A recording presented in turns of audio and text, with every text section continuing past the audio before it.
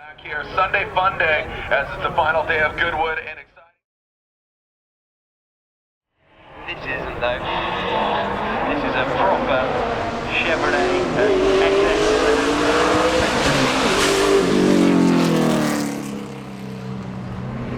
We've got the Monster Cup, we've got the Xfinity Series.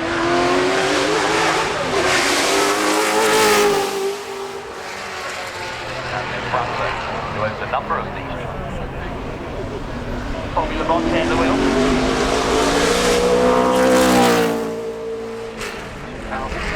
This is through to the mid-80s.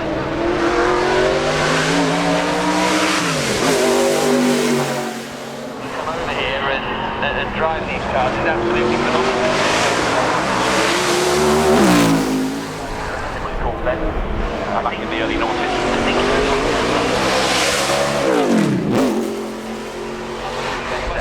If you're going to hit something up there, another superb livery from that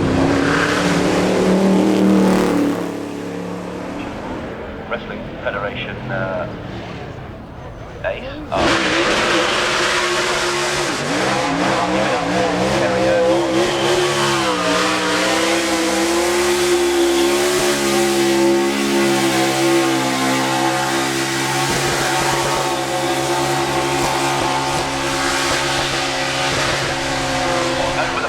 And the right hand kick into Malcolm, get it turned in, back on.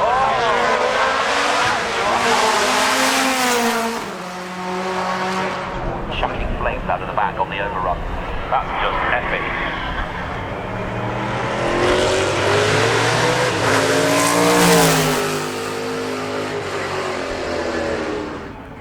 And just being taken nice and steady. Did a quick run yesterday. Yes, the 70th anniversary, of course, of the British Championship.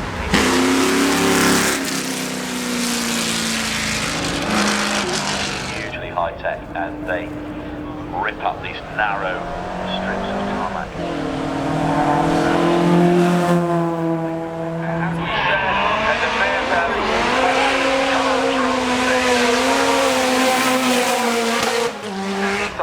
eventually he did the bail into the hay bale. Going hard into that isolate turn. He's going to back it out. These cars are meant to tear it up. It looks like we're going to get a red flag for Vaughan, aren't we? Oh, that's such a shame, Chris Forsberg. What a bummer for Forsberg going into that corner. But these cars are intended to shred some carbon fiber, so that is primarily cosmetic. As you said, 1 ton bales.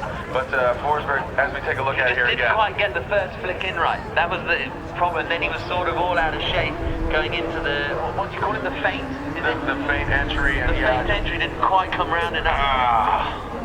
What a bummer there for Forsberg. But I mean, he is 3-time champion. He's going to have a mistake here and there, and you know, that's why he's not multiple champion outside of 3. But there's not much margin for error in drifting in general. But here, I imagine there's even less. It's narrow, and that corner is off camber, and we've seen that. That's not the first quote-unquote victim of that corner. No, indeed, Malcolm, a real tricky turn. It is the first victim of the day.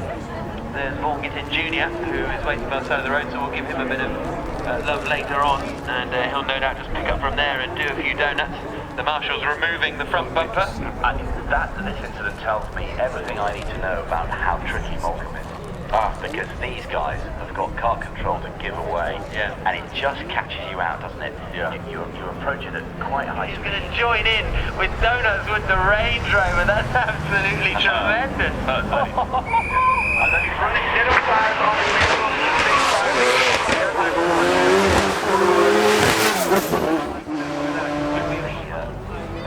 Down onto the offside. Now here he comes up around Malcolm. Absolutely incredible stuff from Terry Grant. Doing him a round of applause as he makes his way through, because this is absolutely exceptional stuff. Just look how many smartphones are trained on that. Yeah, it's going to be all over YouTube, isn't it? I literally just, I know you guys just saw me, but I literally Ron Malcolm, the 1908 Grand Prix Mercedes, 1903 car. It's incredible. Cars to us. Remember this Daily Simplex, we've never seen this car before. An Allure, great racer, has been having fun all 4 days of Goodwood Festival of Speed, driving this car, wrenching this car up to followed by the fabulous 1914 French Grand Prix winning Mercedes.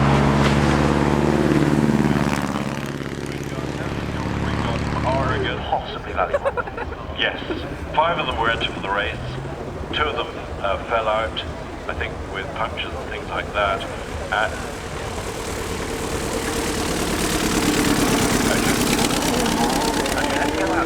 cannot wait. No, when I go up the hill, I'll be the guy screaming like a little girl, and I cannot wait. My pleasure. Absolutely my pleasure. Thank you. Fabulous extra cop Delage that broke the land speed record, 143 miles per hour down a road. Then, of course, the world economy rather collapsed in 1930. The French Grand Prix in Lyon, the Galley type that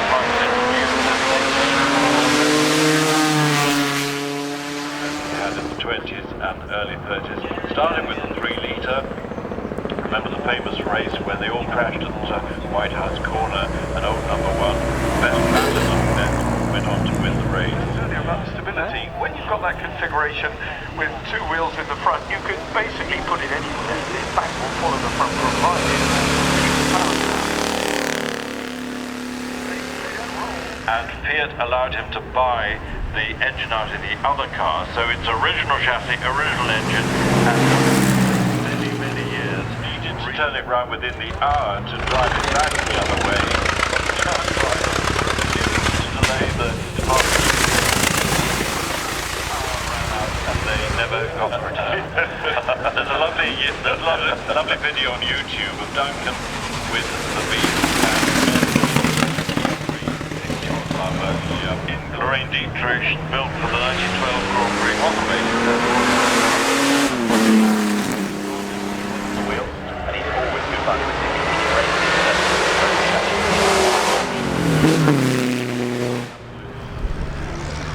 Up to Bruce with Bryn. Let's hear Bryn. Just make sure you keep your arm tucked in. Yeah, and actually it's bizarre, when we got to the end, we started to go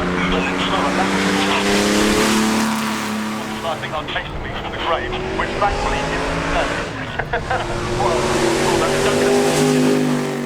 Along came the silver arrows and immediately rendered the Type 59 obsolete. W25.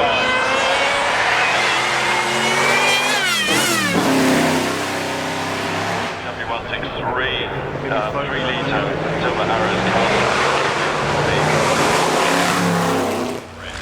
Bad with the in surprisingly good condition and spent a couple of years. It's from the past. There, 2 ladies on board the 600cc Lady Rider and no mean pedal on the plate. A 500 champion with 122 Grand Prix wins. And let me tell you, who's coming up the most successful Grand Prix racer of all time, Giacomo Agostini.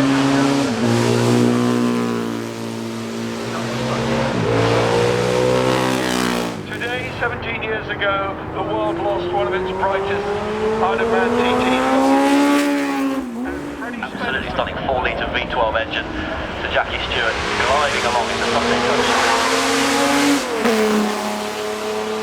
Malcolm raced in the Indy 500. What a stunning thing. One of the original long-nosed front engines. Yeah, the red and white of Marlborough.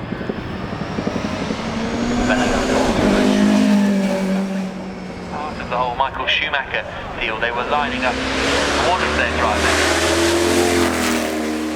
Pirro in the Lotus gas turbo.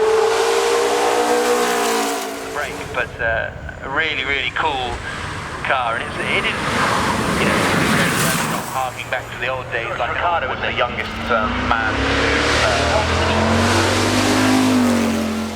And here is Bernd Schneider. Now he's out in a Mercedes-Benz Type S as he roars up the hill.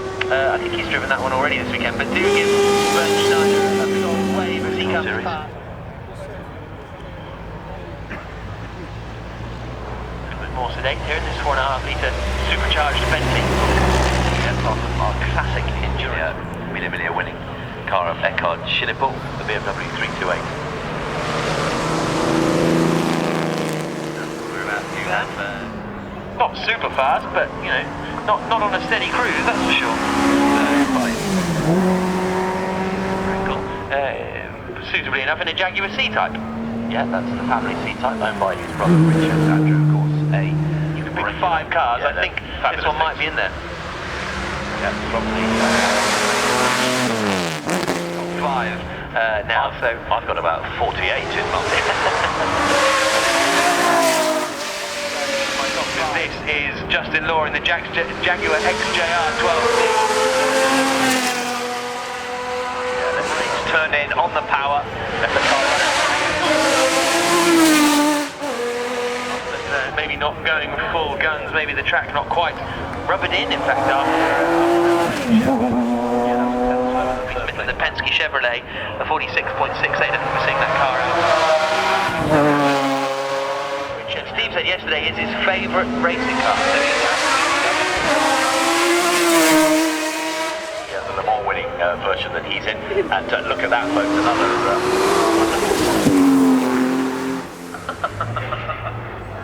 okay, a lifetime chat. Yeah, that's how dominant the car was. It's a bit of a thing. looks like a piece of thing. It's a big long wobbly strip of thing.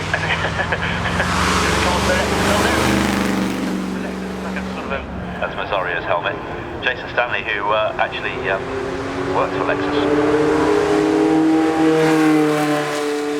GT Pro class at Le Mans just a couple of weeks ago, and Johnny Adam lighting up the rear tire. The brakes into Volko, gets back on the power, and that GT4 car. Yeah, he did a 53.05 yesterday. But this is more about showboating, isn't it?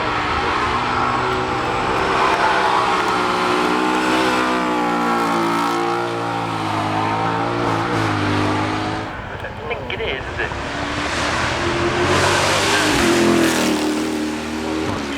GT3 car. All conquering GT3 car. Got another GT3 car. He's on his line. Yeah, he didn't come, you're right. And he crosses the line behind Eastwood in the Porsche 911 GT3 Cup car. So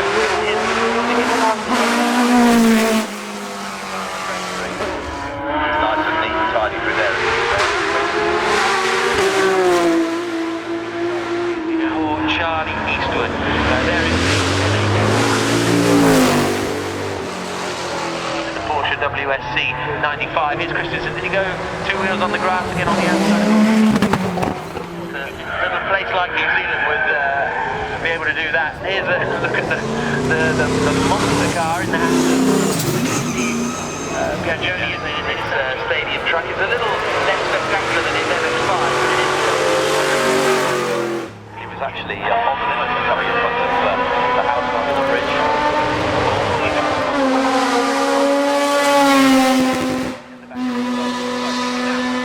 compares the day. He is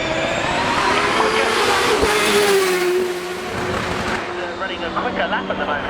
Together.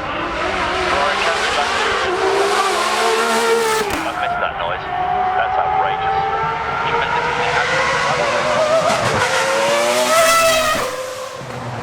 It's the C14 Sauber that he raced back in.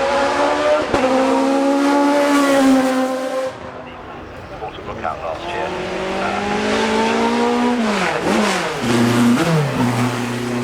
Not even got time to get.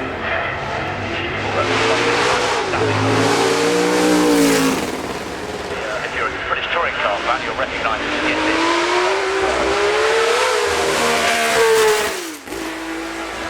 Matchbox cars. That's Ron Peller, who worked in Formula 1 for many years and worked That's Keith Pritchard-Jones.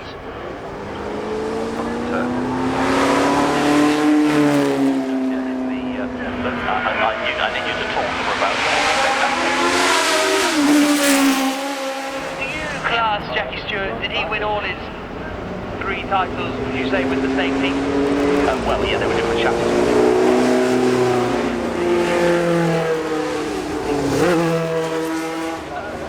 Because I remember he came out actually quite... All run out of Ken Tyrrell's woodshed in Ockham in Surrey, but... This is a 001. John Tyrrell's 4. of the celebration, not only is it one of them, but he gives it a little bit of welling, which is lovely. Spencer Hedges pack inside.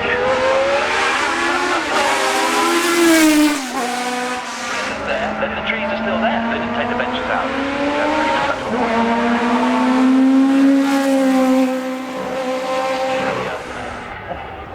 That's singing 3 litres.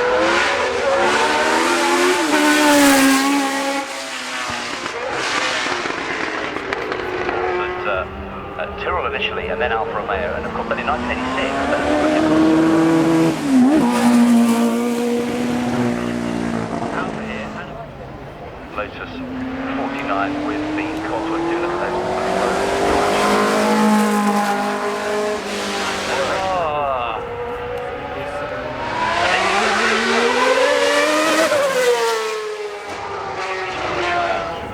In that wonderful Grand Prix car. Lee Mole, sports car racer, he's a GT. Twitching around as he comes towards Malcolm, gets on the hay bales, back end stepping out. I said to him yesterday, you were all a bit sideways with Malcolm. He said, yeah, there's not really much. 49-0. So I think that's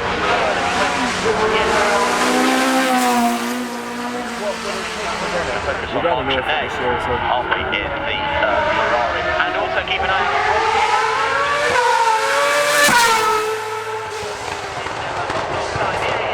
waving to him as he comes past. He's in the Renault Sport.